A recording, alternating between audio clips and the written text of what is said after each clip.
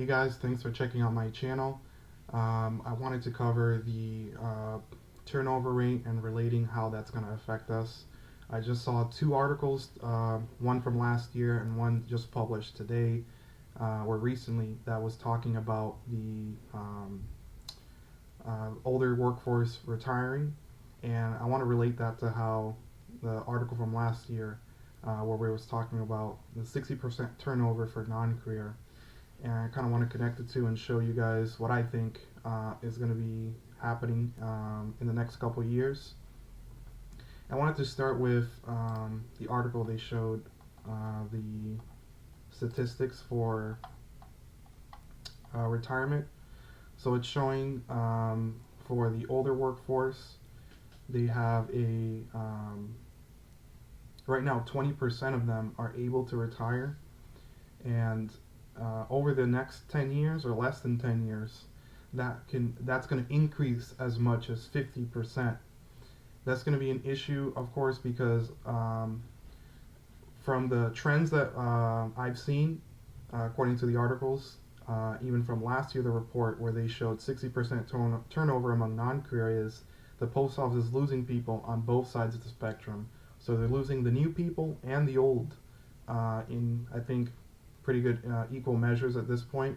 And that is going to give the unions a lot of leverage in terms of negotiations that they've been kind of falling asleep on, to be honest. Um, I haven't seen them really fight too much on this, except maybe the APW. The APW president has done a really good job in highlighting the cost of living on members and what they need to fight for. He's been a lot more transparent, at least I'll say.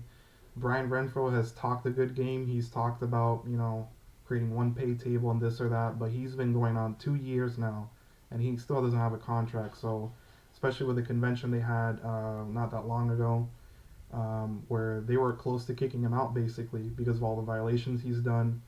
But besides that, I think that's going to be the biggest issue besides the DFA, the Living for America plan, or the consolidations. Is going to be, how is the post office going to keep up with cost of living, and is it going to be able to keep people around? Because from what I see, they're not providing much incentive for the older workforce.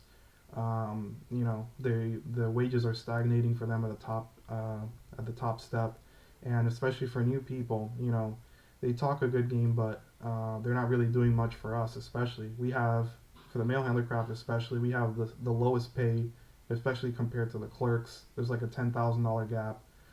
We have the slowest time per step. Uh, so you combine that with the fact that we get proportional COLA, not the full COLA like the APW, and we have the worst craft in terms of keeping up with cost of living and providing a future, I would say, for new mail handlers. Because I myself am level 5. I'm 4 years in right now. 5, I think, if I include my MHA time.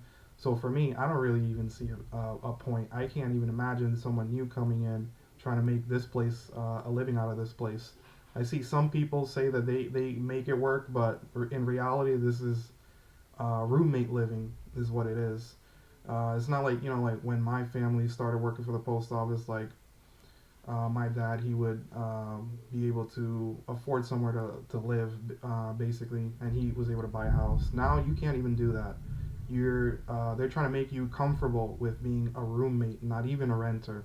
So I think this is getting bad in general, but specifically for the post office. They're gonna have to fix things like their work culture, their pay, how they treat people, the supervisors, especially in stations, they have no people skills. They don't know how to talk to people, and that's creating a work culture that is very toxic and doesn't really incentivize anybody to stay. That combined with the cost of living, the worse the cost of living gets, I think the less leverage the post office has, because who the hell is going to want to put up with the bullshit over here? And you can see that with the statistics. 60% turnover of non-career in last year. It's already double what their expected goal is for turnover. You combine that with all the people that are going to be retiring left and right. I already moved up halfway up in seniority just in my facility. So I can imagine that nationally. And if you see the statistics for how many positions we added from 2019 before COVID and up until 2023, we had a 20% jump in new employees for the mail handler craft. It's about 8,000 employees. That's been the greatest increase in employees among all the crafts. And despite that, you know, it may look good on paper. They might brag about it on the news or whatever. But if you look very carefully on, you know, what that looks like for the average new member, you know, and I talk to people that are starting out too. Um, it's not really doing much because a lot of people, even the regular employees, are doing a second job, let alone the MHAs coming in or the new career people. They're not making a living off this place. No one's making a living from this place. So that's only a problem that's only getting worse. And I think that is the hidden story about these numbers, the story that the news doesn't want to cover, the unions especially don't want to cover because that makes them look bad and they're not really doing much right now. So I just wanted to share that with you. Thanks for checking out my video, and I'll see you guys in the next one. Peace.